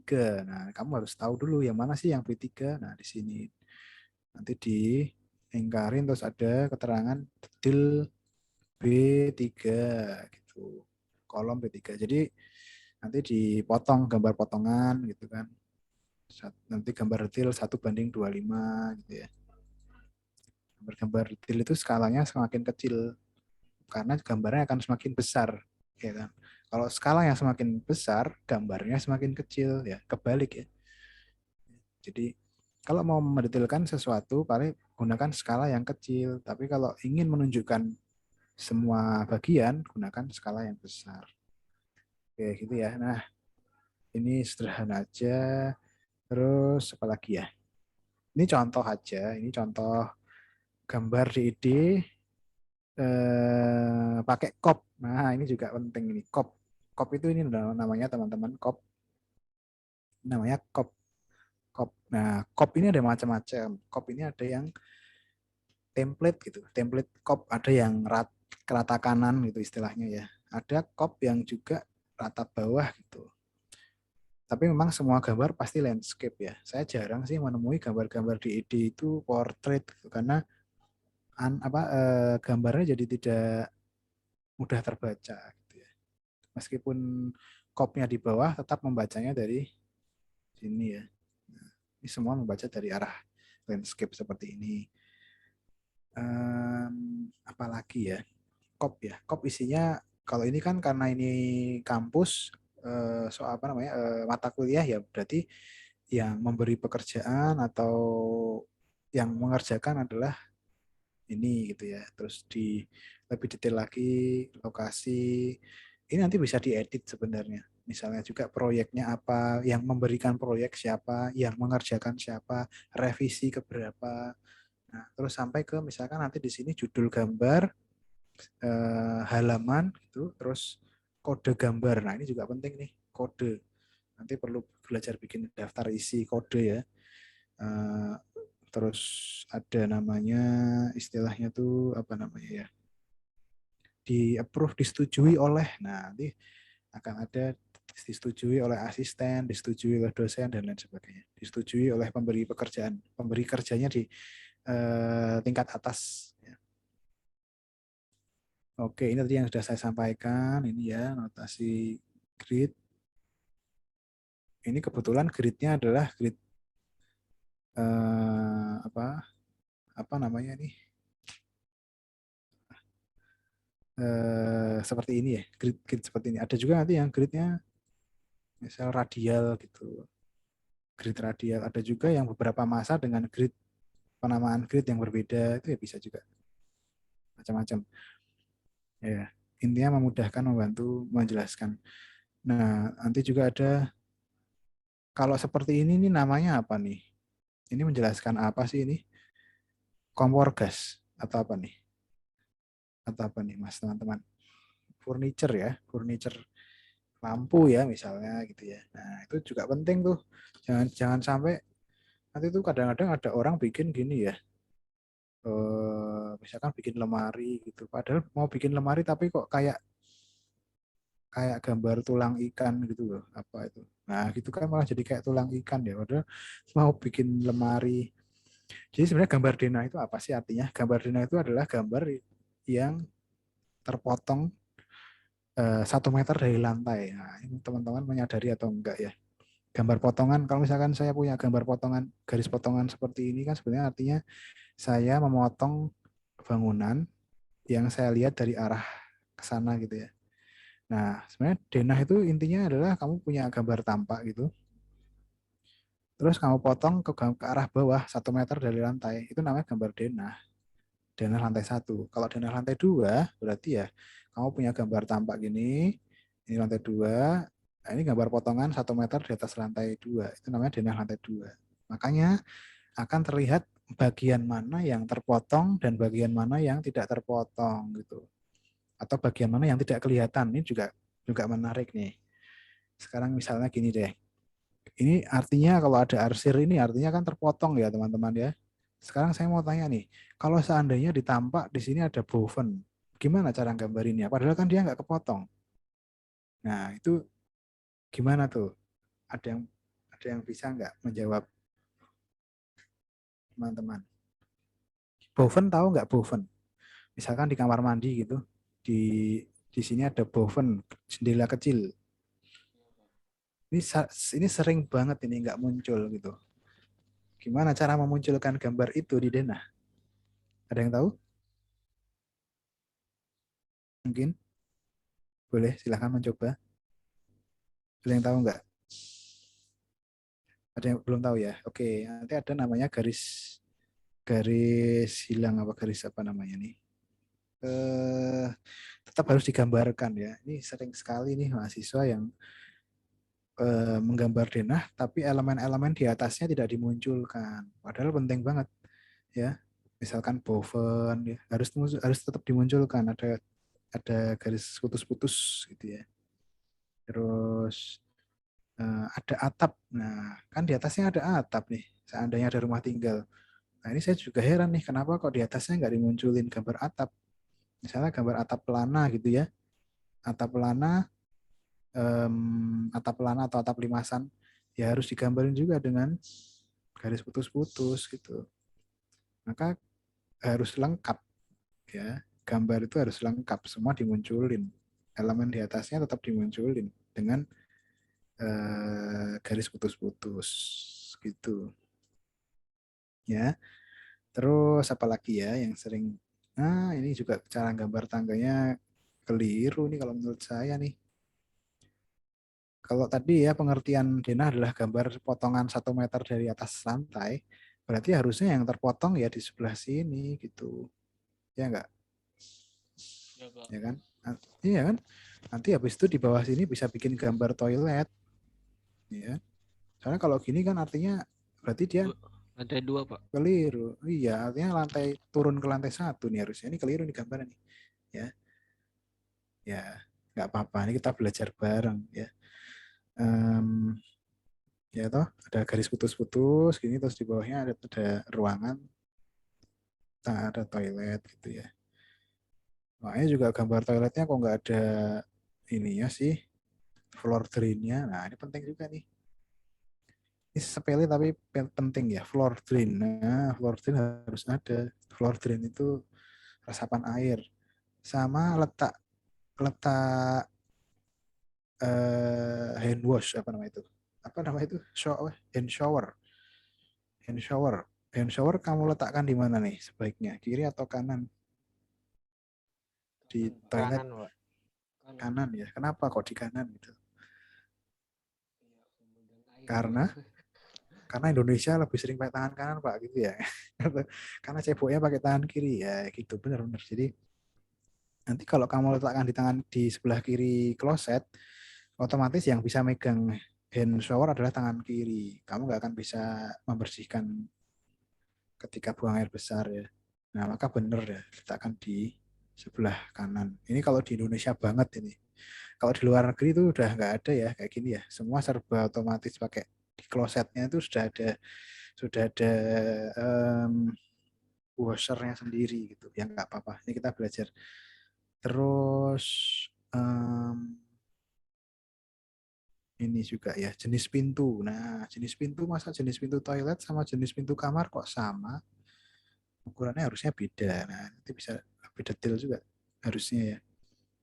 Oke ya ini sedikit apa pembelajaran aja teman-teman. Paling tidak ini sudah terlihat ya bagus gambarnya.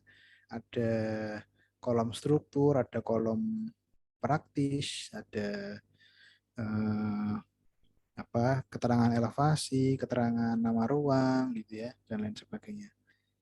Oke, itu. Eh,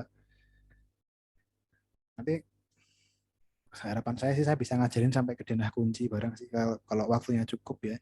Jadi namanya denah material gitu. Jadi tiap-tiap material tuh harus ada denahnya juga. Denah detil pintu dan jendela juga kalau bisa sampai sana. Tapi ya semoga teman-teman bisa belajar mandiri juga ya. Jadi tidak harus menunggu dari saya gitu. Oke, sampai di sini mungkin ada yang mau ditanyakan teman-teman. Silahkan kalau ada, boleh. Oke, belum ya. Saya lanjutkan mungkin ini gambar-gambar yang lain. Tadi ini gambar potongan. Potongan ya, oke. Potongan itu sebenarnya yang diceritakan itu adalah sebenarnya elevasi dan material ya.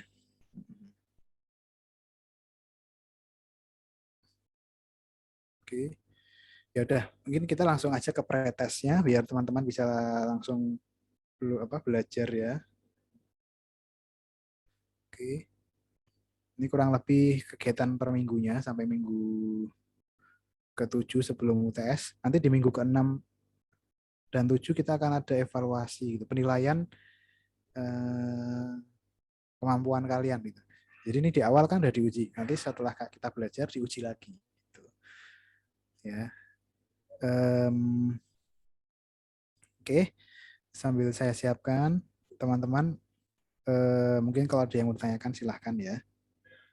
Sebelum saya langsung masuk ke pretest.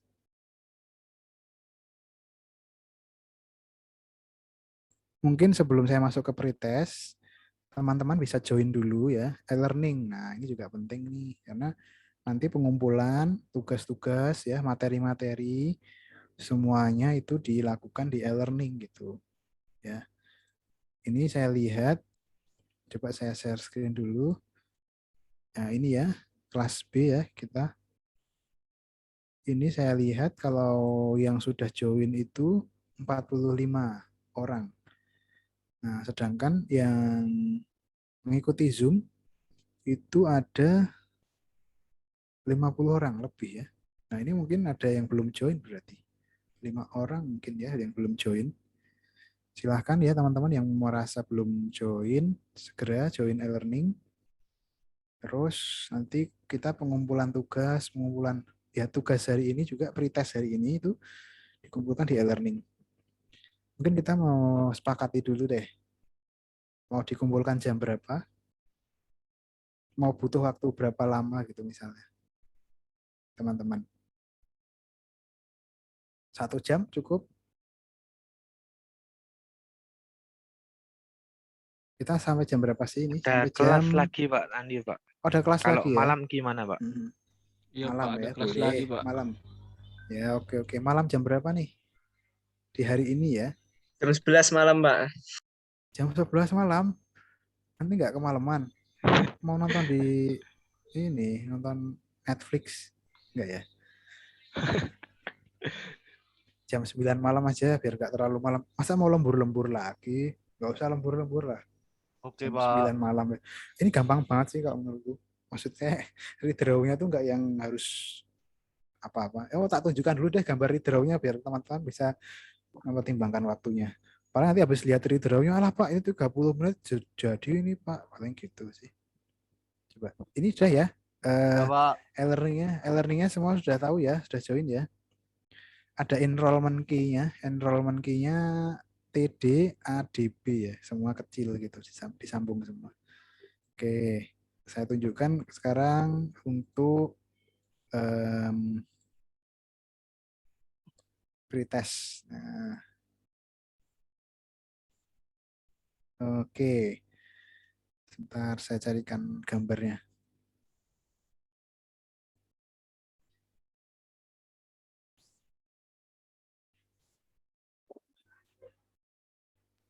Oh iya Pak, sekarang mau tanya Pak.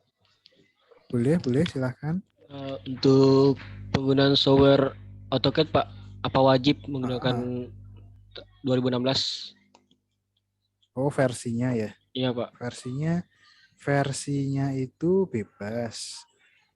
sebenarnya kalau teman-teman amati ya, beda versi itu sebenarnya hanya tampilan fiturnya aja sih yang berbeda, dan lebih semakin baru fiturnya semakin lengkap.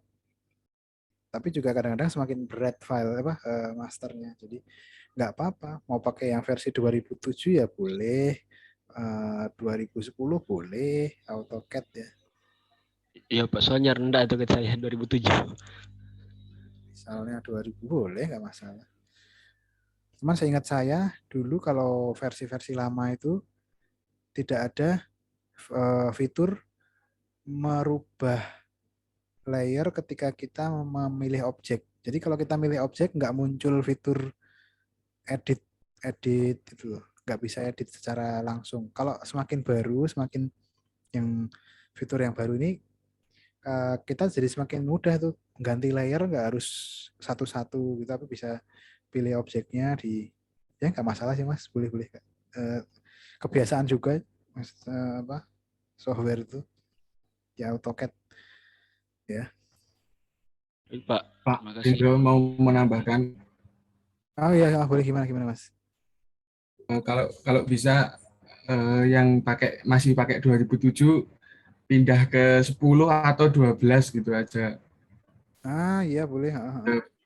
Kalau kalau pakai 2007 masih terlalu fiturnya masih nggak, memang bisa tapi fiturnya nggak selengkap yang 12 atau versi 10. Setuju.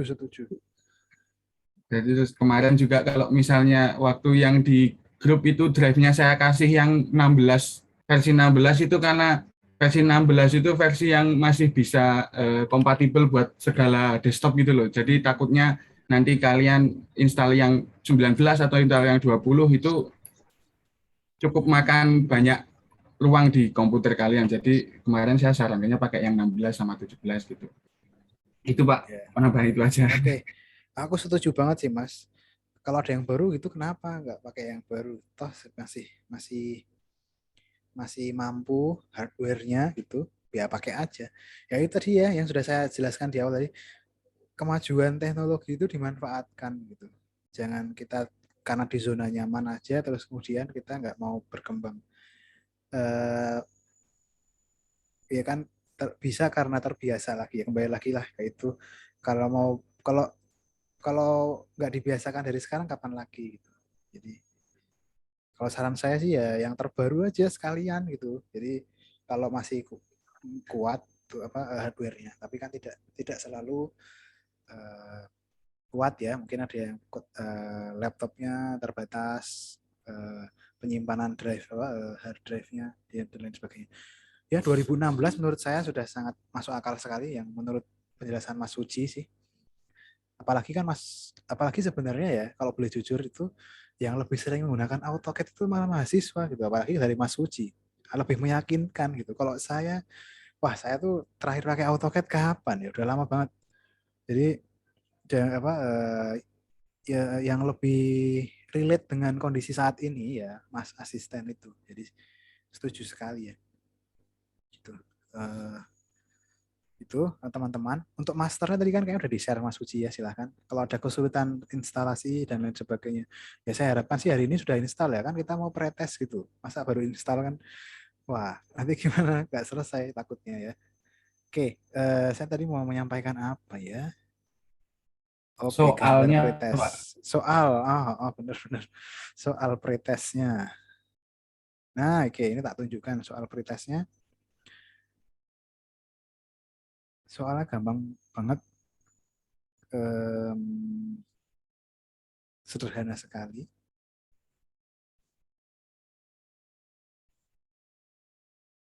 Nah, ini saya share screen ya, teman-teman. Silahkan di screenshot sendiri. Nanti mungkin Mas Foji boleh share screen di WhatsApp juga nggak apa-apa. Gambarnya ini saya share screen. Nah, sudah muncul belum ya di tempat kalian? Jadi ini Sudah, adalah Pak. sudah ya. Oke, Iya, Pak. sip. Jadi ini adalah gambar ruangan ya, namanya denah kamar tidur. Tidak disebutkan di sini kamar tidur siapa gitu, cewek apa cowok nggak ada, yang penting ini kamar tidur aja, bentuknya atau luasannya atau ukurannya 4 kali 3,5 meter ya. Nah, kemudian di sini teman-teman yang perlu lakukan untuk redraw ini atau pretest ini itu teman-teman sebisa mungkin membuat serupa, nah, persis seperti ini. Ya, ya dalam artian apa, kelengkapan gambar misalnya nih ada dimensi atau ada dimensi. Pak, kalau saya pakai dimensinya nanti 400 boleh nggak Pak? Ya boleh, nggak apa-apa. Mau 4.000 boleh nggak Pak? Ya boleh, nggak apa-apa. Nggak harus yang kemudian harus 4 gitu. Yang penting ada dan sesuai. Kalau 4 meter kalau disentikan ya 400 kan. Nah, saya tuh kadang-kadang curiganya gini loh. Ini karena di AutoCAD ya.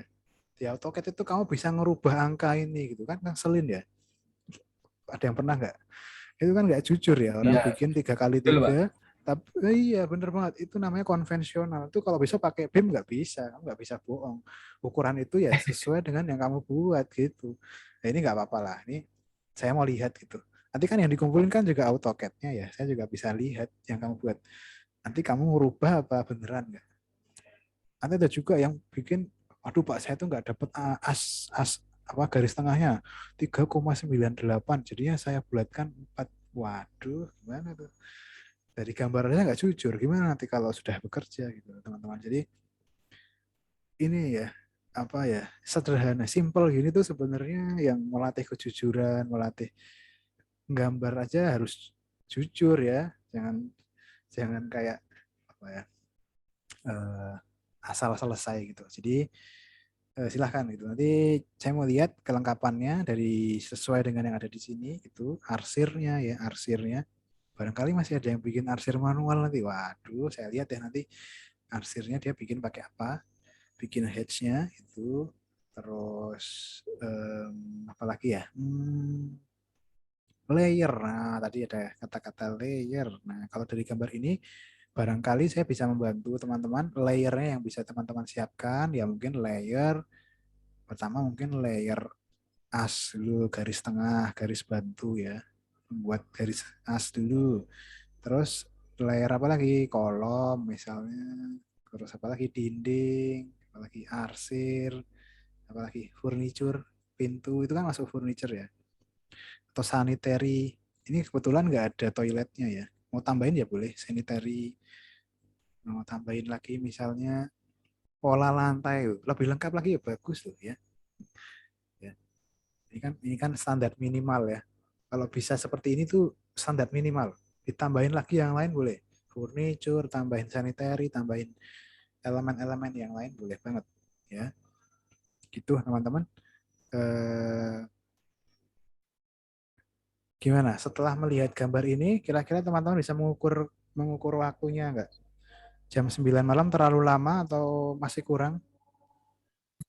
Saja 10 Pak. menit jadi, Pak. Ini 10 menit jadi, ya bener banget Mas Puji. Iya, nggak usah lama-lama gitu. Gimana? Gampang kan? Ya udah gini aja. Paling lambat nanti jam 9 malam. Saya terima ya. Jadi kalau yang sudah selesai langsung kumpulin aja. Nggak harus nunggu jam 9 malam. Jadi langsung kumpulkan yang sudah selesai di e-learning. Nanti saya sudah buka assignment-nya setelah ini ya. Jadi silahkan kerjakan. Apa lagi ya? Ada tambahan lagi mungkin Mas Uji? Mungkin karena tadi kaitannya ada layer, terus kelengkapan gambarnya, mungkin nanti kalian bisa uploadnya sekalian layer yang kalian buat di situ. Jadi kalian nanti screenshotin bukti layernya, biar kami juga tahu kalau kalian paham soal layer gitu. Oh benar-benar ya. Jadi enaknya nanti yang dikumpulin ada beberapa ini ya, beberapa file gitu ya. Jadi mungkin yang pertama file CAD-nya yang pasti ya, file CAD-nya, terus kemudian jadi mungkin disiapkan aja di dalam bentuk drive apa gimana ya? Karena kan kalau di e-learning mungkin Di CAD anu nggak aja, bisa. Pak, di apa namanya di RAR aja Pak, di Oh, zip di aja. RAR aja. Oke, boleh. Ya, setuju ya. Jadi silahkan dikumpulin jadi satu, terus di rarin gitu, pakai pakai apa WinRAR, pakai 7zip, pakai apa dan lain sebagainya. Isinya mungkin bisa cat gitu ya, file cat yang asli gitu. Mungkin kamu bisa bikin dalam versi 2016, versi yang penting jangan lebih dari 2020 gitu, karena mungkin nggak semua punya ya. 2002, jangan sampai lebih tinggi dari 2020. Terus kemudian ada file PDF juga, file PDF screenshotmu, misalnya tadi ada layer gitu ya, boleh PDF atau image atau JPEG. Kalau misalnya sudah pakai CAT-nya nggak usah pakai yang PDF layer Pak. Yang penting PDF anunya aja Pak. Oh, PDF PDF skematisnya aja. Nah, skematis ya, jadi di print out gitu ya, di hasil printnya ya, dari AutoCAD ya, kan print as PDF berarti ya, print yang di dalam AutoCAD kan ada print as PDF. Nah, oke, good. Oke. Ya, boleh gitu ya, teman-teman. Intinya itu sebenarnya kita ingin mengukur di kelas ini gimana sih progresnya pemahaman terhadap AutoCAD. Jadi ya jujur aja, dikerjakan sebisa kalian aja, ya, semaksimal yang kalian ketahui, ya, untuk bisa membuat gambar DED gitu. Karena nanti kalau yang ngerjain orang lain itu, nanti jadinya pembelajarannya jadi tidak mengena sasaran gitu, ya. Nggak apa-apa, kita belajar, malah justru jadi ada mata kuliah ini supaya teman-teman belajar. Oke, gitu. Sudah mungkin Mas Uci bisa share gambar ini ke WhatsApp ya, ke grup kelas. oke Pak. Oke, ya. Oke, mungkin ada yang mau ditanyakan sebelum saya tutup untuk pertemuan minggu pertama ini gitu. Ada nggak? Pengumpulan berarti di e-learning ya Pak? Pengumpulan di e-learning aja ya, biar terpusat gitu. Oh iya, e-learning itu maksimal 5 MB ya. Ini, Iya Pak. oh ya. Nanti coba. Pak, kalau ngumpulnya lewat link aja gimana Pak? Link drive. Link drive Ya ya. boleh. Boleh deh. Ya, boleh deh. Berarti mungkin nanti gimana? Mas Uci mau bikinin assignment ya atau gimana nih? Ya boleh, atau gini ya. Kalau yang di atas 5 MB nanti yang dikumpulin linknya tadi ya, berarti ya gitu ya. Ya gitu aja. Kalau tidak sampai 5 MB yang dikumpulin filenya dirarin gitu. Kalau lebih dari 5 MB, 5 megabyte, berarti ya dimasukkan drive dulu, baru dikumpulin linknya gitu. Untuk ukuran Oke. kertasnya ukuran berapa ya, Pak? Ukuran kertasnya, A4 Mas, A4 aja. ya oke. Yang kira-kira sih masuk akal A4 ya. Iya Pak, A4 Pak. Ya, skalanya 1/100. Jadi kalau di sini 4 meter, ya, gambarnya cuma 4 cm ya, kecil. Mungkin A5 ya boleh juga loh. Nggak harus, ya maksudnya gimana nanti biar apa, buatlah beberapa versi, mungkin A4, kalau di print PDF gimana, kalau A5 gimana. Mungkin juga kamu bikin beberapa skala, ada yang 1:25, 1:50. Tuh, kelihatan bedanya di satu lembar yang sama, beberapa skala gambar kan kelihatan berbeda nanti ukurannya ya. Boleh, nggak masalah. Oke gitu, 1:50 mungkin ya, lebih besar nanti. Mungkin mau tak tunjukin, atau ada yang gimana nih, mau saya tuh ada file CAD-nya sih, jadi mungkin perlu nggak ditunjukin hasil? Nggak ya, nggak usah ya, simpel kok. Ada yang belum paham mungkin teman-teman, gimana? Mau Permisi ditanyakan Pak, mau tanya. Ya boleh, silahkan. Ini menggunakan kop apa enggak Pak? Oh, menarik nih. Sebenarnya yang dituntut itu gambar ini aja sih, Mbak. Kalau mau lebih lengkap tadi saya bilang sangat diperbolehkan gitu. Saya jadi bisa melihat kemampuan kalian lebih dari yang diminta kan. Ya kan? Yang diminta itu sebenarnya ini gitu. Ini minimalnya gitu. Tapi mau pakai kop boleh. Kop mau copy yang seperti apa boleh. Ya, silahkan gitu. Buatlah sebaik-baiknya, gitu. Buatlah selengkap-lengkapnya. Ya, apalagi mau pakai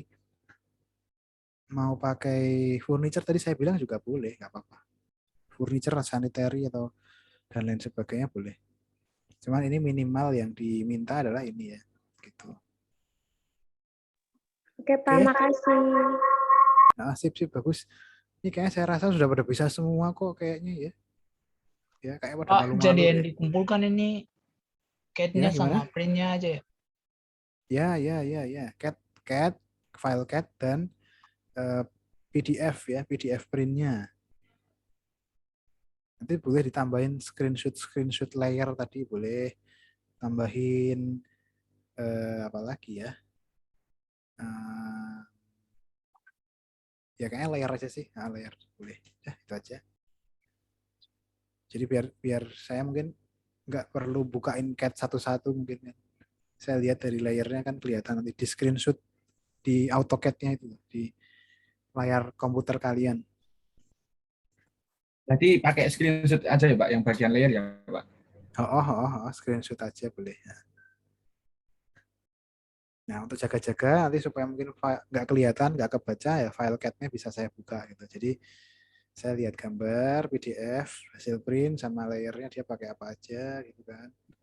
Terus boleh juga settingan ketika print gitu ya boleh. Misalkan kan ketika kita pakai AutoCAD itu kan print itu ada semacam ya, ada yang garis tebal tipisnya gitu. Skala yang dipilih ya toh, kertas yang dipilih ukuran itu juga boleh tuh. Mungkin boleh juga di screenshot ya. Teman-teman di AutoCAD itu kan print setting kan ada macam-macam tuh settingannya. Nah, teman-teman pakai apa yang mana gitu.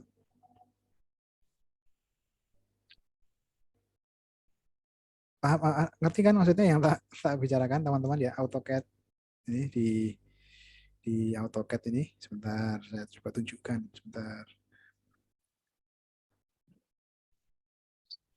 Nggak apa ya, saya coba tunjukkan AutoCAD sebentar ya, barangkali kan masih ada waktu sebentar ini. Nah, ini nih.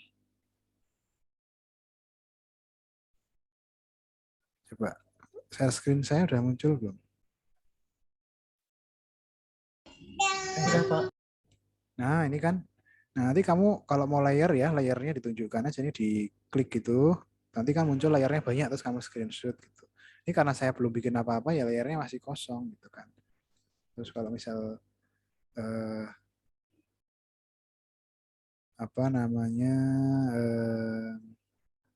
nanti kan bisa di sini kan teman-teman bisa bikin gitu ya. Tambah, kurang dan lain sebagainya. Di sini bisa edit dan lain sebagainya. Nah, di print di sini juga perlu teman-teman tunjukkan ya. Misalnya ini nih. Nah, di sini nih. Plot style apa gitu. Ini kan ada macam-macam nih. Monochrome, grayscale. Nah, kadang-kadang tuh teman-teman lupa. Kalau yang diminta tadi warnanya hitam putih loh. Tidak berwarna-warni. Nanti munculnya saya warna-warni nanti biasanya. Ya, ini caranya ya nggak perlu diwarnain putih semua ya layernya ya. Mungkin di sini kamu bisa pakai grayscale, monochrome, terus bisa juga nanti teman-teman atur di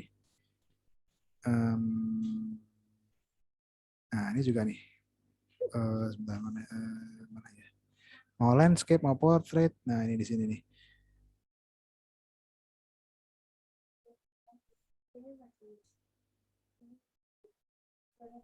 limit. Kalau fit to paper nanti kamu nggak bisa ngatur skala, tapi kalau kamu nah ini kan skalanya ada macam-macam itu ya. Ya coba ya, coba deh. Oke teman-teman ya, mungkin ini Mas Uji lebih paham lah. Intinya ini saya minta di screenshot juga di bagian print settingnya. Nanti kan di sini bisa Microsoft Print to PDF. Nah ini loh. Nah jadi nanti nggak ke print lewat printermu, tapi jadinya PDF. terus plot to file-nya dicentang. Jadi jadinya nanti kalau di sebentar. Nah, nanti dia nyimpennya bukan plot file, sorry. PDF di sana. Nah, ini PDF, ya kan bisa PDF. Nah, gitu ya teman-teman ya. Ada yang mau tanyakan nggak?